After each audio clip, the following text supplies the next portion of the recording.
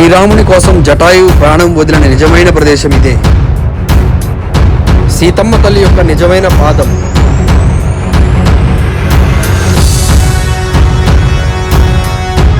ప్రపంచంలోనే అతిపెద్ద నందీశ్వరుడు ఏకశిలా విగ్రహంతో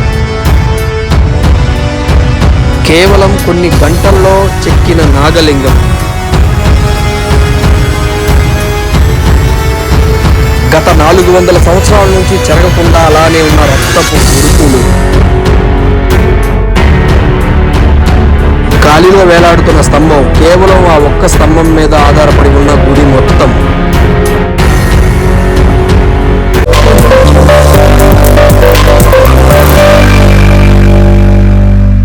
hi friends, welcome to విందు వినోదం. ప్రజెంట్ మనం వచ్చేసరికి లేపాక్షిలో ఉన్నాము. లేపాక్షిలో వచ్చేసరికి మీ అందరికీ తెలియని విషయం ఏం కాదు. లేపాక్షి అంటే తెలియని వాళ్ళు అంటే ఎవరు లేరు. చిన్నప్పుడు పాఠాల్లో కూడా చదువుకున్నాం కదా.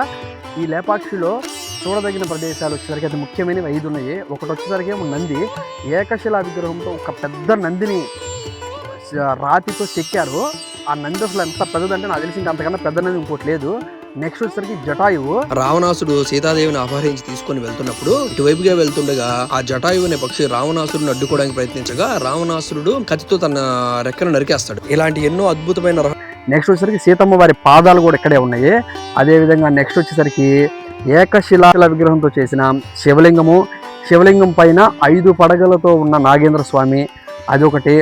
నెక్స్ట్ వచ్చేసరికి మనం చూడవలసింది వీరభద్ర స్వామి టెంపుల్. ఇదంతా కంప్లీట్ 1 by 1 నీట్గా డీటెయిలింగ్ గా. ఈ లేపాక్షి ఆలయం వచ్చేసరికి బాగా పురాతనమైన ఆలయము. వీడియో కొంచెం లెంతీగా ఉంటుంది. చేయాల్సింది ఒకటే, కంటిన్యూగా మన వీడియోని ఎక్కడ స్కిప్ చేయకుండా చూడండి. ఫస్ట్ టైం కనుక మన వీడియోస్ చూస్తుంటే కనుక లైక్ చేసుకొని సబ్స్క్రైబ్ చేసుకోండి ఫ్రెండ్స్. ఎందుకంటే ఫర్దర్గా మన యూట్యూబ్ ఛానల్ ఇలాంటి వీడియోస్ ఎన్నో వస్తూ ఉంటాయి రెగ్యులర్గా. ఈ వీడియోలో లేపాక్షి అసలు ఎలా రావాలి ఏందనేది కూడా క్లియర్ ఇన్ఫర్మేషన్ మీకు తెలియజేస్తాను. మన వీడియోస్ని రెగ్యులర్గా మీరు చూడాలనుకుంటే కనుక సబ్స్క్రైబ్ చేసుకొని బెల్ ఐకాన్ ఆన్ చేసుకోండి. బెల్ ఐకాన్ ఆన్ చేసుకుంటే మన వీడియోస్ మీకు రెగ్యులర్గా నోటిఫికేషన్గా వస్తాయి. వెళ్దాం పదండి టెంపుల్కి. హాయ్ ఫ్రెండ్స్, మన తెలుగు రాష్ట్రాల్లో మీరు లేపాక్షికి రావాలంటే ఫస్ట్ డైరెక్ట్గా ఎక్కడి నుంచైనా కానీ హిందూపూర్ రైల్వే స్టేషన్కి వచ్చేసేయండి. ఒకవేళ మీకు బస్సులు అవైలబుల్గా ఉంటే బస్సుకైనా వచ్చేసి.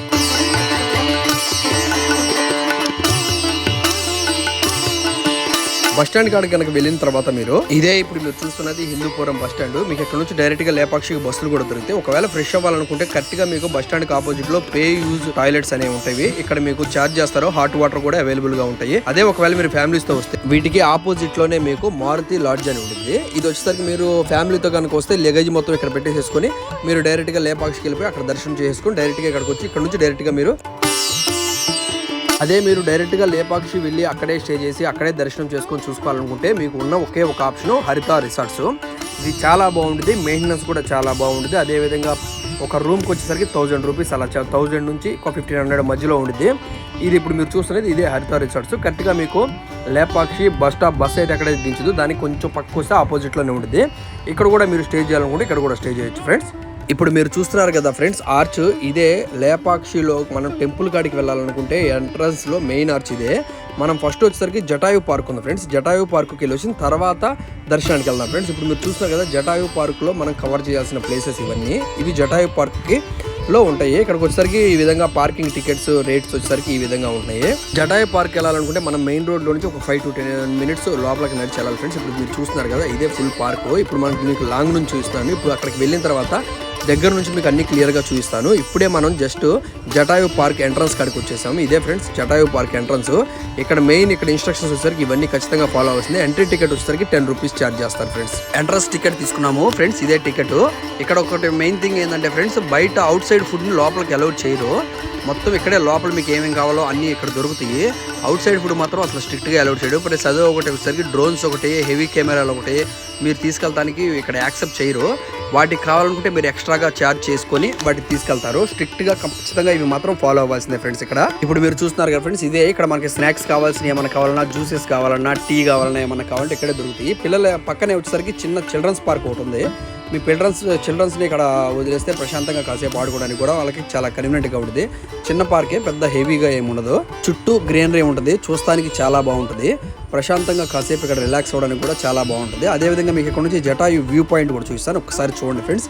ఇదే జటాయు యొక్క ఫ్రంట్లో నుంచి చూడాల్సిన పాయింట్. జటాయు పక్షి ఇప్పుడు మీకు చూస్తున్నారు కదా ఫ్రెండ్స్, ఆ విధంగా పైన ఉండిద్ది. ఇప్పుడు మనకి అక్కడికి వెళ్ళాలంటే మనకి బ్యాక్ సైడ్ నుంచి వెళ్ళాలా. మీకు ఒకసారి ఫస్ట్ ఈ జటాయు థీమ్ పార్క్ మొత్తం క్లియర్గా, మొత్తం చుట్టూ ఒక 1 కిలోమీటర్ వాకింగ్ ట్రాక్ ఉండేది. ఆ వాకింగ్ ట్రాక్ మొత్తం క్లియర్గా కవర్ చేస్తాను. తర్వాత మనకు పైకి వెళ్ళి అక్కడ ఉన్న జటాయు పక్షి కానీ, అదేవిధంగా సీతమ్మ అమ్మవారి పాదాలు కానీ, అదేవిధంగా పైన ఒక చిన్న మండపం కూడా ఉండేది, అది కూడా చూసాను. ఇప్పుడు మీరు చూస్తున్నారు ఇది కూడా ఇక్కడ ప్రశాంతంగా కూర్చోడానికి మండపం అనేది ఆ విధంగా ఏర్పాటు చేశారు. ఇప్పుడు చూస్తున్నారు కదా ఫ్రెండ్స్, ఇదే వచ్చేసరికి వాకింగ్ ట్రాక్ ఏరియా.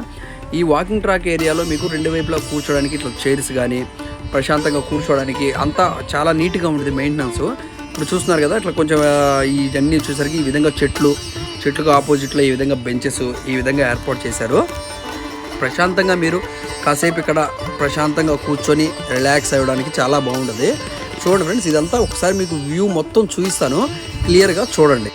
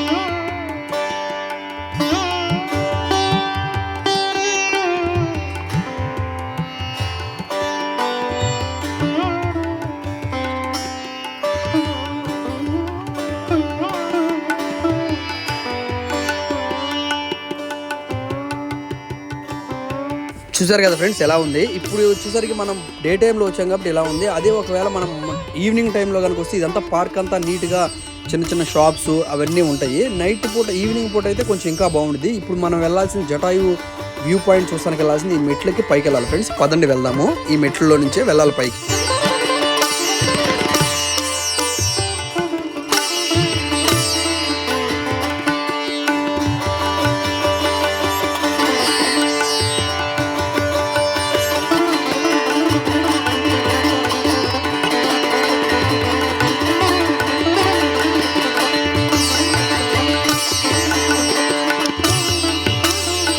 అసలు ఒక్కసారి ఆ కొండరాళ్ళను చూడండి ఫ్రెండ్స్. అసలు ఎంత పెద్ద పెద్ద కొండరాళ్ళు ఈ విధంగా ఇక్కడ ఎలా నిలబడ్డాయో, వాటిలో నుంచి ఆ పైన కడతాం అనేది అసలు చాలా మామూలు విషయం కాదు. ఇక్కడ నుంచి మీకు సగం దూరం నుంచి ముందుకెళ్తే గ్రిల్స్ వస్తాయి ఫ్రెండ్స్. ఈ గ్రిల్స్ ఎక్కి మనం ఈ కొండలో నుంచి లోపలికి వెళ్ళాలా. ఇక్కడ ఒక విషయం ఏంటంటే ఫ్రెండ్స్, ఇక్కడ మనకి జటాయు పాయింట్ దగ్గరికి వెళ్ళడానికి లేదు, ప్రస్తుతానికి అయితే క్లోజ్ చేసేసారు. మనం ఇటు పక్క నుంచి వెళ్తే అమ్మవారి పాదాలు వస్తాయి. ఆ పాదాల దగ్గరికి వెళ్ళి పాదాల దగ్గర నుంచి అక్కడ మనకి 2 ఉంటాయి. ఒకటేమో వచ్చేసరికి సీతమ్మ అమ్మవారి పాదాలు, నెక్స్ట్ వచ్చేసరికి ఫుల్ వ్యూ పాయింట్. ఈ థీమ్ పార్క్ మొత్తం ఫుల్ వ్యూ పాయింట్ ఉంటుంది, అది మొత్తం చూడొచ్చు. కాకపోతే వెళ్ళేటప్పుడు చాలా జాగ్రత్తగా ఉండాలి ఫ్రెండ్స్. అదేవిధంగా చిన్నపిల్లలు తీసుకొని వెళ్ళే వాళ్ళు అయితే చాలా కేర్ఫుల్గా ఉండాలి, ఎందుకంటే కొండ మొత్తం వచ్చేసరికి చాలా హెవీగా ఉండిద్ది, జారిద్ది కూడా. సో చాలా జాగ్రత్తగా ఉండండి ఫ్రెండ్స్. ఇక్కడ నుంచి ఏంటంటే మీకు అంతా ఎక్కడికక్కడ గ్రిల్స్ ఉంటాయి. సో అటువైపు ఇటువైపు పట్టుకోవడానికి బాగానే ఉంటుంది, కానీ అంత హైట్లో ఉంటుంది కాబట్టి కొంచెం చాలా జాగ్రత్తగా ఉండాలి మీరు ఫ్రెండ్స్. ఓకే, ఇప్పుడు మీరు చూస్తున్నారు కదా ఫ్రెండ్స్, ఇది ఒక చిన్న మండపం లాంటిది. ఈ మండపం ఎప్పటిదో కానీ అసలు చెక్కు చెదరకుండా అలానే ఉంది, కానీ వీటిని పాడు చేస్తుంది ఈ లవ్ బర్డ్స్ ఫ్రెండ్స్. ఈ విధంగా పేర్లు రాశారు చూడండి. అసలు వాటి వల్ల అట్లా పురాతనమైన ఏవైతే మన ఉన్నాయో వాటన్నిటినీ కొంచెం ఈ ప్రేమికులే వాటిని ఆ విధంగా పేర్లు రాసి వాటికున్న అందాన్ని చెడగొడుతున్నారు. సో దయచేసి మీరు ఎవరు ఇట్లా చేయమాకండి, ఎందుకంటే వాటిని మనం చూసి ఆనందపడాలి, కానీ అట్లా చేస్తే పాడవుతుంది. ఇప్పుడు మీరు చూస్తున్నారు కదా ఫ్రెండ్స్, ఇవే వచ్చేసరికి సీతమ్మ అమ్మవారి పాదాలు. ఇక్కడ రావణాసురుడు అమ్మవారిని తీసుకొని, సీతమ్మ అమ్మవారిని తీసుకొని వెళ్తున్నప్పుడు జటాయు అనే పక్షి, ఇప్పుడు మీకు మనం ఈ పార్క్ వచ్చిన జటాయు అనే పక్షి సీతమ్మ అమ్మవారిని కాపాడటానికి రావణాసుడిని అడ్డుకోవడానికి వెళ్ళినప్పుడు రావణాసుడు తన ఖడ్గంతో జటాయువును నరిగితే ఒక రెక్క విరిగి కింద పడింది. ఆ రెక్క విరిగి కింద పడిన చూసిన సీతమ్మ అమ్మవారు జటాయు రాముల వారికి సమాచారం అందించడం కోసం అని చెప్పి ఇక్కడ ఒక అడుగు వేస్తే ఆ అడుగులో మీరు చూడండి ఫ్రెండ్స్, ఎప్పుడు 365 రోజులు నీళ్లు ఉంటానే ఉంటాయి. ఆ నీళ్లను తాగి ఆ జటాయు ఎంతసేపు ఎదురు చూసి రాముల వారికి సమాచారం అందించింది. అప్పుడు రాముల వారు లేపక్షి అని అనటంతో ఇక్కడ లేపాక్షి అనే పేరుగా మారింది. సో ఈ ప్లేస్ అది జటాయు ఎక్కడైతే పడిందో ఆ ప్లేస్లోని ఈ విధంగా జటాయు థీమ్ పార్క్ అనేది అరేంజ్ చేశారు. చూస్తానికి చాలా బాగుంది ఫ్రెండ్స్, వ్యూ పాయింట్ కూడా అదిరిపోయింది. ఖచ్చితంగా మీరు మీ ఫ్రెండ్స్ అండ్ ఫ్యామిలీతో ఖచ్చితంగా విజిట్ చేయండి. జటాయు థీమ్ పార్క్ లో మనకి ఓన్లీ జటాయు పక్షి యొక్క విగ్రహమును నెక్స్ట్ వచ్చేసరికి సీతమ్మ వారి పాదాలు మాత్రమే. జటాయు పార్క్ నుంచి కాస్త ముందుకు వచ్చి లెఫ్ట్ సైడ్ లో మీకు నందీశ్వరుడికి సపరేట్ గా ఇంకొక పార్క్ ఉంది ఫ్రెండ్స్. ఇప్పుడు మీరు చూస్తున్నది వచ్చేసరికి నంది, నాకు తెలిసి ఇంతకు మించి పెద్ద నంది అనేది ఎక్కడా లేదు. మీకు మహానందిలో కూడా ఉండేది కానీ ఇంత పెద్ద నంది కాదు, అది నేను ఆల్రెడీ చూశాను. ఇది చూస్తానికి 2 కళ్ళు సరిపో ఫ్రెండ్స్. ఇది అసలు ఏకశిల అంటే మీకు అర్థమవుతుంది కదా, ఒక పెద్ద కొండరాయిని సెలెక్ట్ చేసుకొని ఆ కొండరాయిని అక్కడ మీకు ఇంకా కనపడింది క్లియర్ గా, మీకు కింద చుట్టూ మీకు కొండరాయి మీకు క్లియర్ గా కనపడింది. కొండరాయిని ఈ విధంగా అసలు ఎంత శిల్పకళ చూడండి ఫ్రెండ్స్, అసలు చూస్తానికి 2 కళ్ళు సరిపోవు. ఇట్లాంటి చూసినప్పుడే మన పాత రోజుల్లో ఉన్న శిల్పకళ మనల్ని చాలా ఆశ్చర్యపరుస్తుంది. ఆ కొండని ఏకశిల కొండని మొత్తాన్ని ఈ విధంగా ఒక పెద్ద నందిలాగా చెక్కారు ఫ్రెండ్స్. అసలు చూడండి చాలా బాగుంది. నంది చుట్టూ మీకు క్లియర్ గా చూపిస్తాను, ఒక్కసారి క్లియర్ గా చూడండి. నంది మీద ఉన్న శిల్పకళ కానీ ఆ విధంగా అసలు చాలా అబ్బురపరుస్తాయి. ఖచ్చితంగా లేపాక్షి టెంపుల్ ని ఖచ్చితంగా విజిట్ చేసుకోవాలి ఫ్రెండ్స్. ఇక్కడ నందితో పాటు చుట్టూగా చిన్న పార్క్ లాగా కూడా ఏర్పాటు చేశారు. ఒకవేళ భక్తులు వచ్చినా కానీ నందిని దర్శించుకోవడానికి కాసేపు ప్రశాంతంగా కూర్చోడానికి చిన్న పార్క్ లాగా కూడా అరేంజ్ చేశారు. అది కూడా చాలా బాగుంటుంది, చూపిస్తాను. ఫస్ట్ నంది దర్శనం చేసుకోండి ఫ్రెండ్స్.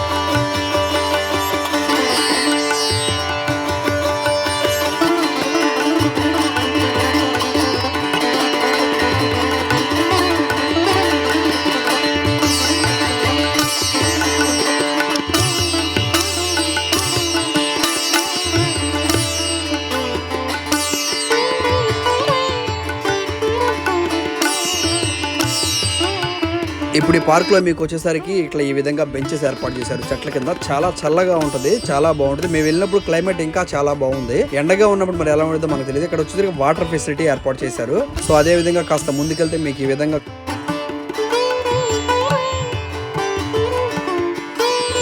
చిన్నపిల్లలతో వచ్చినా కానీ మీకు ఇబ్బంది ఏమి ఉండదు ఫ్రెండ్స్, ప్రశాంతంగా వాళ్ళు కూడా ఆడుకుంటారు. ఇక్కడికి వచ్చిన భక్తులు ఖచ్చితంగా ఇక్కడ కాసేపు స్పెండ్ చేసి వెళ్తున్నారు. సో అదే విధంగా మీకు పక్క వచ్చేసరికి ఏమో వాష్రూమ్స్ కూడా అరేంజ్ చేశారు. ఈ పార్క్ లో స్పెషల్ అట్రాక్షన్ వచ్చేసరికి ఎర్ర కమలం పూలు ఉన్న కొలను ఒకటి ఉంది ఫ్రెండ్స్, చూస్తానికి చాలా బాగుంటది ఫ్రెండ్స్. ఇప్పుడు దాకా మనం వచ్చేసరికి 3 దర్శనాలు చేసేసుకున్నాం. ఒకటి వచ్చేసరికి ఏమో జటాయువు, రెండోది వచ్చేసరికి ఏమో సీతమ్మ అమ్మవారి పాదాలు, మూడోది వచ్చేసరికి నంది. ఇంకా మనం సందర్శించుకోవాల్సిన 3 ప్రదేశాలు ఉన్నాయి ఫ్రెండ్స్, అవి ఫర్దర్ గా చూద్దాం పదండి. హాయ్ ఫ్రెండ్స్, ఇప్పుడు మనం ఎప్పుడెప్పుడు అని ఎదురు చూస్తున్న వీరభద్ర స్వామి యొక్క ఆలయానికి వచ్చాము. ఈ వీరభద్ర స్వామి ఆలయానికి చాలా పెద్ద చరిత్ర ఉంది ఫ్రెండ్స్, అదంతా మనం తెలుసుకుందాం నిదానంగా. ఇప్పుడు మనం ప్రధాన దేవాలయానికి వెళ్ళడానికి ఈ మెట్లలోంచి పైకి వెళ్ళాలి ఫ్రెండ్స్.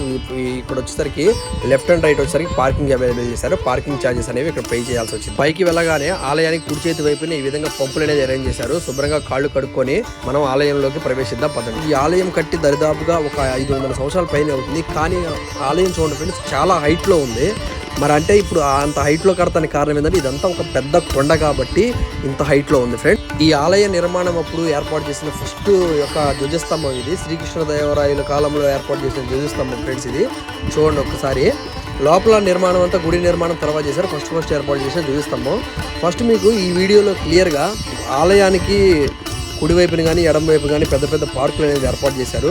ఆ పార్కుల నుంచి ఒక ఆలయం చుట్టుపక్కలంతా చూపిస్తాను ఫ్రెండ్స్. ఆలయం వెనకాల ఒక పెద్ద కోనేరు ఉందని కూడా నేను విన్నాను. ఆ కోనేరును కూడా మీకు క్లియర్గా చూపిస్తాను. ఇప్పుడు మీరు చూస్తున్నది వచ్చి వీరభద్ర మందిరం యొక్క చరిత్ర ఒక్కసారి చూడండి.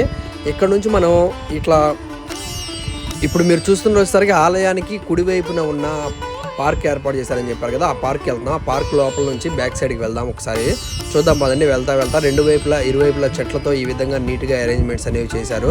అదేవిధంగా కొంచెం ముందుకెళ్తే మీకు డ్రింకింగ్ వాటర్ ఫెసిలిటీ కూడా ఏర్పాటు చేశారు. చిన్నపిల్లలు వస్తే కనుక ప్రశాంతంగా కాసేపు ఆడుకోవడానికి కూడా చాలా బాగుంటుంది. అదేవిధంగా కొంచెం పెద్దవాళ్ళు అయినా కానీ కూర్చోడానికి మీకు ఈ విధంగా బెంచ్లు అనేవి ఏర్పాటు చేశారు. అలాగే కాస్త ముందుకు వస్తే భక్తులకు ఎటువంటి ఇబ్బంది లేకుండా వాష్రూమ్స్ అనేవి కూడా ఏర్పాటు చేశారు. ఇప్పుడు మీరు చూస్తున్నారు కదా ఫ్రెండ్స్, అవే వాష్రూమ్స్. ఇక్కడికి వచ్చినప్పుడు బయట ఎక్కడికి వెళ్ళి ఇక్కడికి దేవస్థానంలో వాళ్ళకి సంబంధించినవి ఇక్కడ ఉన్నాయి. ఇక్కడికి వచ్చి కూడా మీరు స్నానాలు అనేవి చేసుకోవచ్చు. ఇప్పుడు ఇక్కడ వేరే వాళ్ళని అడిగితే చెప్పారు. ఇప్పుడు మీరు చూసినసరికి కంప్లీట్గా ఆలయం యొక్క వెనక భాగం చూడండి ఫ్రెండ్స్. ఇవి వచ్చేసరికి ఆలయం యొక్క గోడలు చూడండి ఎంత హైట్లో ఆ రోజుల్లోనే ఎలా నిర్మించారనేది అసలు చాలా విచిత్రంగా ఉంది ఫ్రెండ్స్. అసలు ఇప్పటికీ చెక్కు చెదరలేదు, నిర్మాణాలు అనేవి అలానే ఉన్నాయి. ఈ లేపాక్షి టెంపుల్ని ఖచ్చితంగా మీ ఫ్రెండ్స్ అండ్ ఫ్యామిలీతో దర్శించుకోండి. ఇక్కడ ఒకటి మనకి బాగా ఇంట్రెస్టింగ్ అయిన విషయం ఏంటంటే ఫ్రెండ్స్, ఈ ఆలయంలో ఎంత వర్షం పడ్డా వర్షపు నీటిని సేవ్ చేసుకోవడానికి అని చెప్పేసి బ్యాక్ సైడ్ ఒక కోనేరుని ఏర్పాటు చేశారు. ప్రజెంట్ ఇప్పుడు మనం ఆ కోనేరును చూడడానికి వెళ్తున్నాము. ఈ కోనేరులో స్పెషాలిటీ ఏంటంటే ఎన్ని వర్షపు నీళ్ళైనా కానీ డైరెక్ట్గా ఈ కోనేరులోకి మాత్రమే వెళ్ళి పడతాయి ఫ్రెండ్స్. ఇప్పుడు మీరు ఎక్కడ ఈ ఆలయంలో ఏమి యూజ్ చేసిన వాటర్ అయినా కానీ డైరెక్ట్గా అవుట్ సోర్స్ ద్వారా మనకి ఈ డౌన్లో నుంచి ఓన్లీ ఆ కోనేరులోనే వాడతాయి. ఆ కోనేరులో ఉన్న వాటిని ప్రజెంట్ అయితే వాడుకలో లేదు. ఇంతకు ముందులో చాలామంది రైతులు, ఈ సరౌండింగ్స్లో ఉండే రైతులు ఆ కోనేరు నీరుని వాడుకొని మాత్రమే వ్యవసాయం చేసేవాళ్ళు అని చెప్పేసి చెప్తున్నారు. ఇక్కడ పదండి ఇప్పుడు మనం కోనేరును చూస్తానికి వెళ్తాము.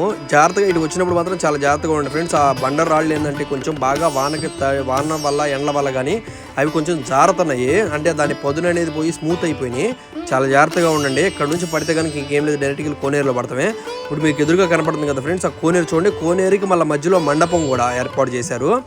చూస్తానికి 2 కళ్ళు సరిపోవట్లేదు ఫ్రెండ్స్, అంతా బాగుంది కోనేరు. ఇక్కడ నుంచి ఒకసారి మీరు కూడా క్లియర్గా చూడండి.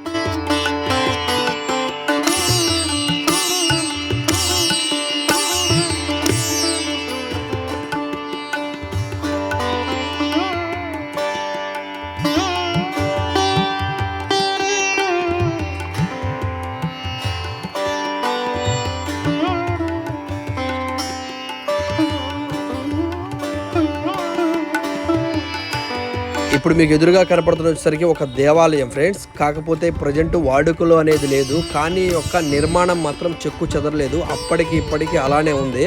ఈ యొక్క ఆలయ నిర్మాణం మొత్తం వచ్చేసరికి సపోజ్ ఒక 15 నుంచి 20 ఎకరాల విస్తీర్ణంలో ఉండేది ఫ్రెండ్స్. చూడండి ఫ్రెండ్స్, ఇక్కడ ఆ శిల్పకళ చూడండి ఎంత అద్భుతంగా ఉందో. శిల్పకళ ఆ రోజుల్లో శిల్పకళ మనకి ఎంతో ఆశ్చర్యం. కావాల్సినంత శిల్పకళ మనకి ఓన్లీ లేపాక్షిలోనే ఉండేది ఫ్రెండ్స్. మీరు చూసుకోవచ్చు ఈ విధంగా శిల్పకళ అనేది మనల్ని చాలా ఆశ్చర్యపరిచింది. ఖచ్చితంగా ఇక్కడికి వచ్చినప్పుడు ఈ కోనేరుకు దగ్గరలోనే ఉండేది ఫ్రెండ్స్. మీరు ఒకసారి చూడొచ్చు. ఇదంతా వచ్చేసరికి ఏమో ఆలయం యొక్క గోడలు ఎంత హైట్లో కట్టారో అసలు. ఇది వచ్చేసరికి కుడివైపు ఉన్న ఆలయం యొక్క భాగం మొత్తం మనం కవర్ చేసాము. ఇప్పుడు లెఫ్ట్ సైడ్లో ఇంకొక చిన్న పార్క్ ఉంది, అటువైపు నుంచి కూడా మనకి మార్గం అనేది ఉండేది ఫ్రెండ్స్. అటువైపు నుంచి కూడా వెళ్ళి మీకు క్లియర్గా చూపిస్తాను, ఒకసారి చూడండి.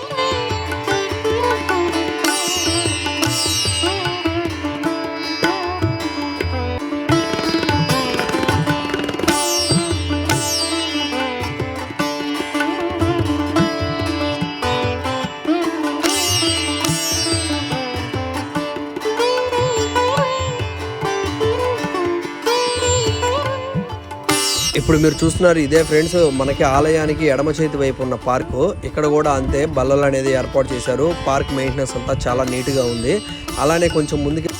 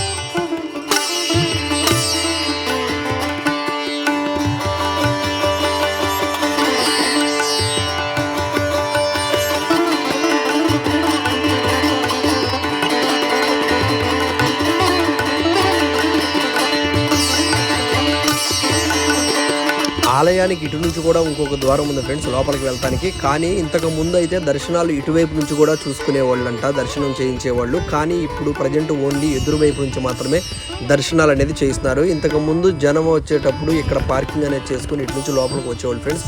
వాళ్ళకి వెళ్ళడానికి ఎటువంటి ఇబ్బంది లేకుండా ఈ విధంగా మెట్లు అనేది ఏర్పాటు చేశారు. ఒకసారి చూడొచ్చు మీరు కూడా.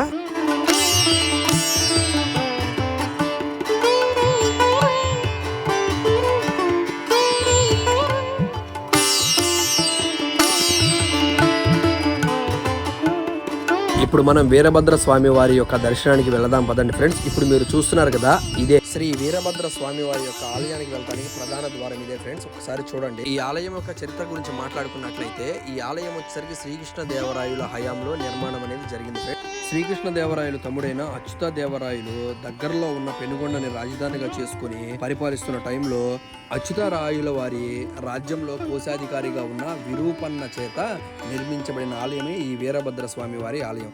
సుమారుగా 1530 నుండి 1542 మధ్య కాలంలో నిర్మాణం జరిగిందని చెప్పేసి ఇప్పటికి సుమారుగా ఎగ్జాక్ట్గా వచ్చేసరికి 483 సంవత్సరాల నాటి ఆలయం ఇది.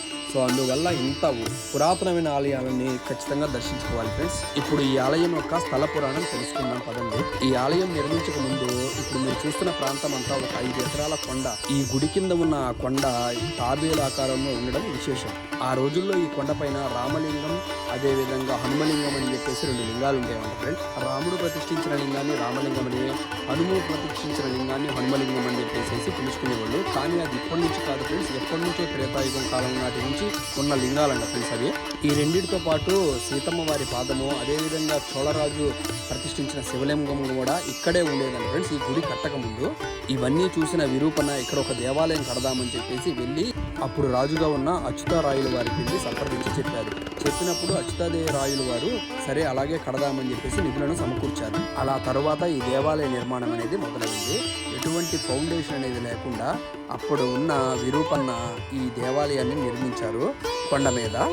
ఇప్పుడు మీరు చూస్తున్న ప్రదేశం వచ్చేసరికి నాట్య మండపము. ఈ నాట్య మండపంలో ఉన్న ఈ విధమైన స్తంభాలన్నిటి మీద వివిధ రకాల శిల్పకళ ఉంది ఫ్రెండ్స్. ప్రతి శిల్పము మనకి ఏదో చెప్పినట్లుగా అసలు ఎంత చాలా బాగుంటుంది. మీరు ఒకసారి డైరెక్ట్గా చూడండి, చాలా ఫీల్ అవుతారు. ఎంత శిల్పకళ ఉంటుందంటే ఆ రోజుల్లో ఉన్న శిల్పకళ అలా ఉండేదనిపిస్తుంది. మరొకటి ఇక్కడ మనం చూడదగిన ఏంటంటే ఇక్కడ మనకి ఏదైతే ఈ వేలాడే స్తంభం ఉందో అదే ఫ్రెండ్స్ ఇప్పుడు మీరు చూస్తున్నారు కదా, ఆపోజిట్లో ఉంది అదే వేలాడే స్తంభము. ఇప్పుడు దాని కింద నుంచి మనం ఏదన్నా ఒక గుడ్డను పెట్టి తీసేస్తే ఒక వైపు నుంచి పెట్టి ఇంకో వైపు నుంచి లాగేయచ్చు ఫ్రెండ్స్. ఎందుకంటే ఈ పిల్లర్ మీద బేస్ చేసుకొని ఈ గుడి అంతా నిర్మాణం అయింది. ఈ పిల్లర్ కనుక కదిలిస్తే మొత్తం గుడి అంతా పడిపోయింది. కరెక్ట్గా ఆ నాట్య మండపంలోనే పైన మీకు చాలా అందంగా ఉండే ఈ విధమైన చిత్రాలు కనపడతాయి. ఈ చిత్రాలను వేయడానికి కూడా వాళ్ళు ఆ రోజుల్లో మనకి కలర్స్ న్యాచురల్గా కలర్స్ వాడిని కాదు, న్యాచురల్ కలర్స్తో వేసిన పెయింటింగ్స్ అసలు చూస్తానికి 2 కళ్ళు సరిపోవు. అదేవిధంగా ఆ పెయింటింగ్స్ కూడా అక్కడ జరిగిన సన్నివేశాలని ఏమేమి సన్నివేశాలు జరిగినాయో ఆ సన్నివేశాల ఆధారంగా ఈ విధమైన పెయింటింగ్స్ అనేవి ఏర్పాటు చేశారు. ఇవి ఇప్పుడే కాదు, 1500వ శతాబ్దం నాటివి ఇంకా చెక్కు చెదరకుండా అలానే ఉన్నాయి. డైరెక్ట్గా చాలా బాగుంటుంది. ఇప్పుడు మీరు వేలాడే స్తంభాన్ని కింద నుంచి క్లాత్ కనుక పెట్టి తీసేస్తే ఎలా ఉండిద్దో మీరు అటువైపులు పెట్టి ఇటువైపులు తీసేసేయచ్చు ఫ్రెండ్స్. ఒకసారి చూడండి. ఇప్పుడు మీరు చూస్తున్నారు కదా, ఇదే ఒకసారి చూడండి.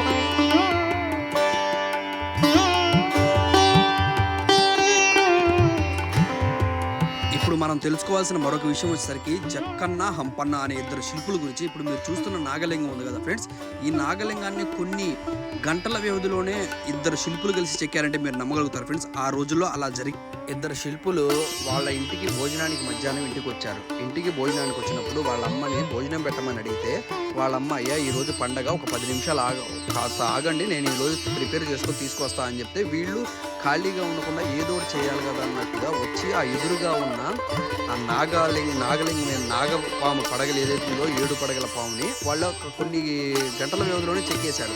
అది చూసిన వాళ్ళమ్మ ఆశ్చర్యపోయి బాగా మెచ్చుకునేసరికి దాన్ని చూసి దిష్టి తగిలినట్టుగా ఆ లింగానికి ఆ యొక్క నాగపాముకి అక్కడక్కడ క్రాక్స్ వచ్చినాయి. సో క్రాక్స్ వచ్చిన దాన్ని వాటర్ కాబట్టి ఏందమ్మా ఇలా చేసావని అడిగితే వాళ్ళమ్మ సొల్యూషన్ ఇచ్చింది.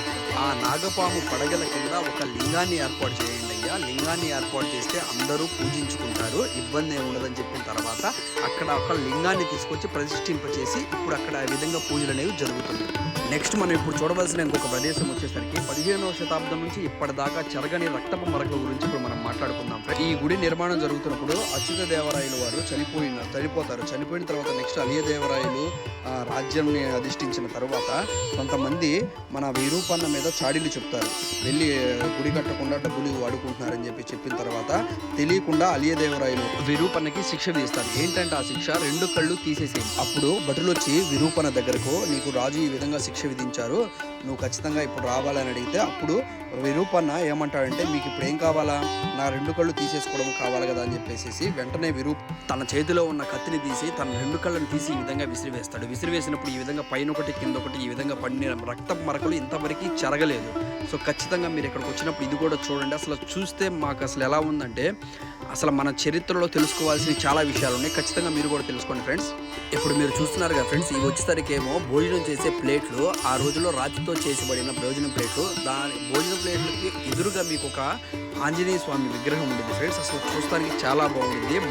మండపం కింద లోపల ఆంజనేయ స్వామి వారి విగ్రహము చూడండి దగ్గర నుంచి. అది ఇప్పుడు కాదు, 15వ శతాబ్దం నాటి విగ్రహం, అది చాలా బాగుంటుంది. అదేవిధంగా ఆలయం బయట స్వామివారి ఉచిత అన్నదాన ప్రసాదం ఉంది ఫ్రెండ్స్. కాకపోతే సాటర్డే సండే మాత్రమే ఇక్కడ అన్నదాన ప్రసాదం అనేది జరిగింది. నెక్స్ట్ వచ్చేసరికి ఆలయం బయట ఈ విధంగా చిన్న షాప్స్ ఉంటాయి. మీకు కావాల్సిన ఏమన్నా పిల్లలకు కావాల్సిన సామాన్లు కానీ, అదేవిధంగా గాజులు కానీ, అదేవిధంగా ఇక్కడ స్వామివారి రూపులు కానీ, అదేవిధంగా బండ్లకు పెట్టుకునేవి కానీ అన్నీ ఇక్కడ మీకు కావాల్సినవన్నీ ఇక్కడ అవైలబుల్లో ఉంటాయి. మీకు ఏమన్నా కావాలనుకుంటే చూసి తీసుకోండి. ప్రైజులు వచ్చేసరికి చాలా రీజనబుల్గానే ఉన్నాయి ఫ్రెండ్స్. చూసారు కదా ఫ్రెండ్స్, ఈ వీడియో మీకు ఎలా అనిపించింది అనేది ఖచ్చితంగా కామెంట్ అయితే చేయండి. అదేవిధంగా మీకు వీడియో కనుక నచ్చుంటే మీ ఫ్రెండ్స్ అండ్ ఫ్యామిలీ కూడా షేర్ చేయండి. మళ్ళీ ఇలాంటి ఇంట్రెస్టింగ్ అప్డేట్స్ మన ఛానల్లో రెగ్యులర్గా వస్తూ ఉంటాయి. మన ఛానల్కి ఒక లైక్ చేసుకొని సబ్స్క్రైబ్ చేసుకోండి ఫ్రెండ్స్. ఉంటా, బై. దట్స్